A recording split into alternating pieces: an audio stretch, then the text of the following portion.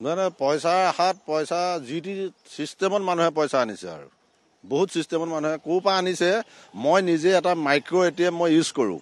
মই য'ত গড়মূৰ বেংকৰ পৰা আমি যিহেতু পইচাখিনি আমি আনি থাকিব লাগে আমি মানে ব্যৱসায়টো চলাবৰ কাৰণে, কিন্তু মই প্ৰায় 2 মাহ দিন আপোনাৰ মানে তালৈ যাবলগীয়া মোৰ পৰিৱেশ নহ'ল। মানে মই অফিচটোলৈ আহিলেও ক'ব, ইটোৱে ক'ব 10,000 টকা ট্ৰেন্সফাৰ দিয়ক, ইটোৱে ক'ব 20,000 ট্ৰেন্সফাৰ দিয়ক।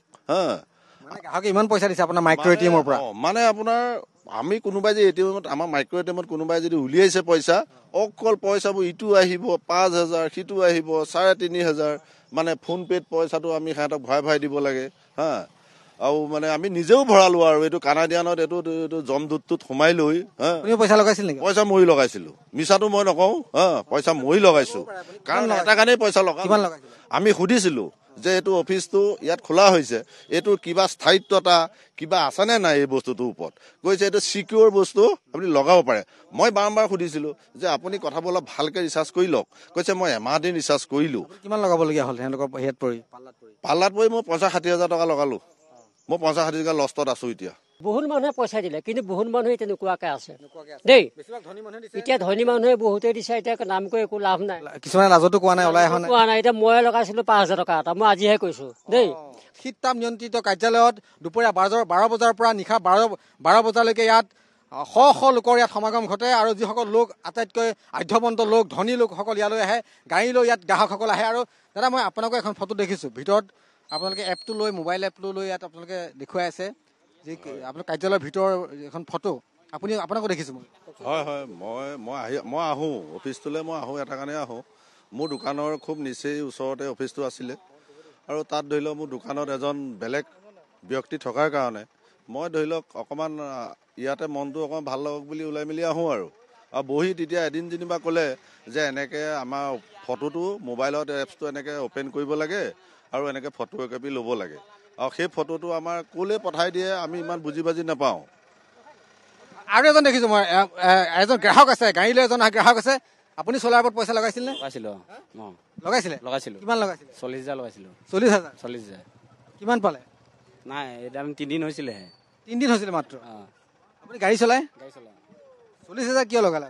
পাম বুলি লগালো, কাৰণ এগ্ৰিমেণ্টখন ইয়াৰ দেখালে 30লৈকে দেখালে, 30লৈকে, সেইকাৰণে আমি চাহজত লগাই দিলো। 40,000 লগালে। সংঘমিত্ৰা এজন গাড়ী ড্ৰাইভাৰ আৰু তেওঁ গাড়ী চলায়, আৰু এইজন লোকে 40,000 লগাইছে। কাৰণ আপুনি অনুমান কৰিব পাৰিব যে নতুন নতুন তথ্য আহি আছে, আৰু এই তথ্য যদি সঁচা হয় আৰু যদি লোক আহে, তেন্তে 8 কোটি কি হয়তো 20-25 কোটি টকা হয়তো পাৰ হৈ যাব পাৰে। কাৰণ মাজুলীত যিদৰে যিসকল প্ৰবঞ্চিত গ্ৰাহক আহি আছে আমাৰ মাজলৈ, গতিকে প্ৰতিগৰাকী গ্ৰাহকে ইয়াত পইচা লগাইছে। আৰু দাদা, মই দেখিছোঁ বহু লোকে পইচা লগাইছিলে। হয়, বহুত লোকে পইচা লগোৱা শুনিছোঁ। মানে কি হয়, এতিয়া যিবিলাকে আপোনাৰ লাখ লাখ টকা লগালে, 1,000 টকা লগালে, 50-60,000 টকা লগালে, তেওঁলোকে কিন্তু আপোনাৰ প্ৰথমত লগোৱাৰ কাৰণে তেওঁলোকৰ আপোনাৰ ইনকমটো বহুত বেছি ভাল হৈ গ'ল। যি শেহতীয়াকৈ লগালে, কিন্তু তেওঁলোকৰ এতিয়া পইচাটো নিজৰ পকেটৰ পৰা গুচি গ'ল। এইবিলাক মানে কি হয়, এইটো এটা দুষ্ট চক্ৰ হ'ল। তেওঁলোকে দুষ্ট চক্ৰ আহি পেলাই ইয়াতে অফিচ পাতিলে। অফিচ মানে কি, ইয়াতে আপোনাৰ বহুত আমাৰ ধৰক চিনিয়ৰ মানুহ থাকিলে, আৰু অফিচৰ আপোনাৰ লোকেল মানুহ এজনো থাকিলে। সেইকাৰণে তেওঁলোকৰ ওপৰত আপুনি লগাইছিলে অলপ? মই 550 টকা এটা লগাইছিলোঁ, বেছি লগোৱা নাই। মই অলৰেডি মূলটো উঠিলে, কিন্তু মই সেইকাৰণে তাৰপৰা আঁতৰি আহিছোঁ মই। কিন্তু মানে কি, এতিয়া মানে মই গ্ৰাহকজনৰ পৰা সংঘমিত্ৰা পুনৰ জানিব বিচাৰিম যে কেৱল এজন গাড়ী চলাই 40,000 টকা লগাইছিলে। কেনেকৈ লিংকটো পালে আপুনি? কাৰ জৰিয়তে লগাইছিলে? মই লিংকটো আমাৰ লগৰখিনিৰ পৰা পাইছিলোঁ, আৰু তাতে ইয়াত অফিচটো খুলিলে নাই, সেই সুধিব আহিলোঁ। অফিচত থাকিলে আপোনাৰ হেৰিলৈকে 30লৈকে এগ্ৰিমেণ্টটো আছে, বন্ধ হোৱা চান্স কি বুলি দিছিলে যে কিমান টকা পাব আপুনি? এইটো হেৰি আছিলে আপোনাৰ 1,20,000 আছিলে। 1,20,000 হয় নাই? মানে আপুনি 40,000 লগালে 1,20,000 পাব? হয়। কিমান দিনত পাব? এইটো আপোনাৰ 15 দিনত আছিলে। 15 দিনত আছিলে? হয়, খুলিছিলে। অকণমান আপোনাৰ পৰা জানিব বিচাৰিম, আৰু এজন ভুক্তভোগী আছে, কাৰণ আপুনি যাত্ৰী হিচাপে আহিছে।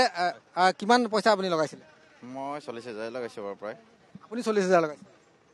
মই এনেই 10 দিনীয়া প্লেন আছিলে, তাৰপিছত 10 দিনীয়া প্লেন পাৰ ডে 10,000কৈ সোমাব লাগিছে, 10,800কৈ সোমাব লাগে, কিন্তু মানে পইচাটো আমি উইড্ৰ কৰিব নোৱাৰিলোঁ। মানে আপুনি 1 লাখৰ ওপৰত পইচা পোৱাৰ কথা আছিলে? 1,08,000 টকা উইড্ৰ হ'ব লাগিছিল, মানে আপোনাৰ 10 দিনীয়া যিটো প্লেন আছিলে।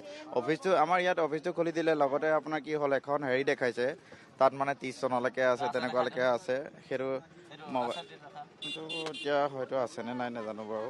মোবাইল এপৰ জৰিয়তে এজন গ্ৰাহক যিজন গাড়ীৰ চালক আছিলে চালকজনে 40,000 লগাইছিল আৰু আমি গ্ৰাহক হিচাপে যিজন যুৱকক পাইছো তেওঁ 40,000 টকা লগাইছিলে। দাদা আপোনাৰ নামটো কি আছিলে? মোৰ বিশ্বজিৎ দাস।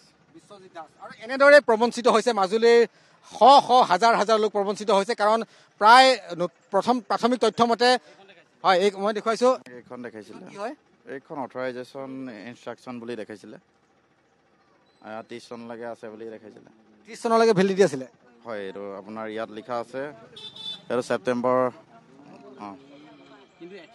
এইটো দিগন্ত হাজৰিকা দেখিছে, তেখেতেই দিছে। দিগন্ত হাজৰিকা দিছে। কাৰ্যালয়টো যিজন যুৱকে চলায়, কাৰ্যালয়টো চলোৱা যুৱকজনৰ নাম হৈছে দিগন্ত হাজৰিকা। আমি নিউজ লাভৰ স্ক্ৰীণত দৰ্শকসকলক দেখুৱাইছো। আৰু আটাইতকৈ চাঞ্চল্যকৰ খবৰ যে মাজুলীৰ গোৱালগাঁৱত যিটো কাৰ্যালয় স্থাপন কৰা হৈছিলে, কানাডিয়ান চ'লাৰ পৰা যিটো কাৰ্যালয় স্থাপন কৰা হৈছিলে, এই কানাডিয়ান চ'লাৰৰ এডমিন দিগন্ত হাজৰিকাই হয় আৰু অফিচ চলাইছে তেখেতেই।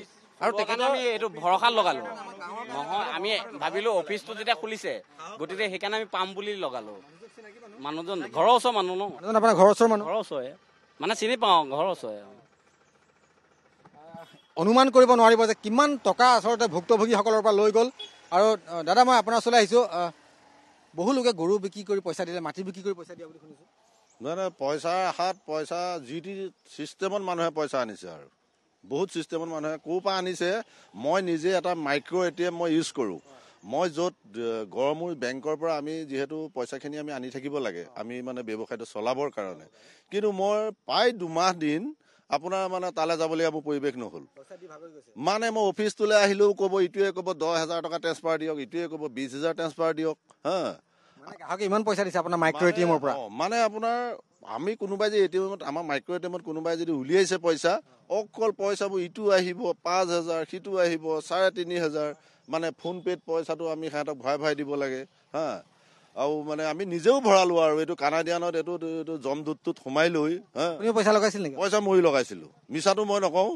পইচা মৰি লগাইছো, কাৰণ এটা কাৰণেই পইচা লগাওঁ। আমি সুধিছিলো যে এইটো অফিচটো ইয়াত খোলা হৈছে, এইটোৰ কিবা স্থায়িত্বতা কিবা আছেনে নাই এই বস্তুটোৰ ওপৰত। কৈছে এইটো চিকিউৰ বস্তু, আপুনি লগাব পাৰে। মই বাৰম্বাৰ সুধিছিলো যে আপুনি কথাবোৰ অলপ ভালকৈ ৰিচাৰ্জ কৰি লওক। কৈছে মই এমাহ দিন ৰিচাৰ্জ কৰিলো। কিমান লগাবলগীয়া হ'ল তেওঁলোকৰ হেৰিত পৰি? পাল্লাত পৰি মই 50-60 হাজাৰ টকা লগালো।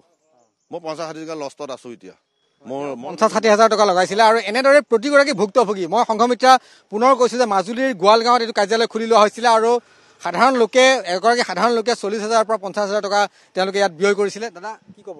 কি ক'ম আৰু এতিয়া বিশ্বাসৰ একদম মানুহ বিশ্বাসৰ কথা। অফিচটো যেতিয়া খুলিছে মই সংবাদ মানুহবোৰ এটা কথাকে জনাইছোঁ যে অফিচটো যিজন মানুহে খুলিছিলে দিগন্ত শইকীয়াক, হাজৰিকা, তেখেতক অনতিপলমে গ্ৰেপ্তাৰ কৰিব লাগে। আৰু উদ্দেশ্য সেইটো আমাৰ বহুত মানুহে পইচা দিলে, কিন্তু বহুত মানুহে এতিয়া নোকোৱাকৈ আছে দেই। এতিয়া ধনী মানুহে বহুতে দিছে, এতিয়া নাম কৰি একো লাভ নাই। কিছুমানে লাজতো কোৱা নাই, ওলাই কোৱা নাই। এতিয়া মই লগাইছিলো 5,000 টকা এটা, মই আজিহে কৈছো দেই। আপুনি লগাইছিলে 5,000 টকা? লগাইছিলো। কথা হৈছে এতিয়া আমাৰ মানুহখিনি, মাজুলীৰ মানুহখিনি সহজ সৰল মানুহ। আপোনালোকক মই এটা কথাই কৈছো, অফিচ যিজনে আপোনাৰ অফিচটো পৰিচালনা কৰি আছে তেখেতলোকক আপোনাৰ অতি অনতিপলমে গ্ৰেপ্তাৰ কৰিবলৈহে মই অনুৰোধ জনাইছো।